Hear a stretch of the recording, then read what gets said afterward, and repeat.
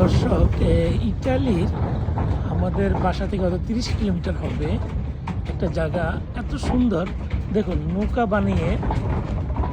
বানিয়ে আর স্পিডের সেট ব্যবহার করে ব্রিজ করছে। দেখেন কত সুন্দর, সবগুলা নৌকা, কিন্তু সবগুলা নৌকা।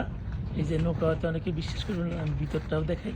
দেখেন নৌকার মধ্যেই সিস্টেম করে এটা করছে, ব্রিজটা করছে। দেখেন ব্রিজের উপর আবার গাড়িও আছে, গাড়ি যাচ্ছে আসতে। এই দেখেন, একটা গাড়ি এদিক থেকে আসে, দুইটা গাড়ি এদিক থেকে আসে।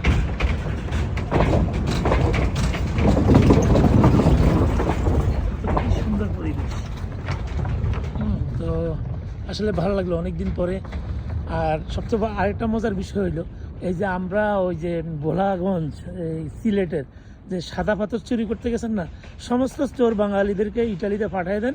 পাথরের অভাব নেই, মানে লক্ষ লক্ষ টন পাথর হবে।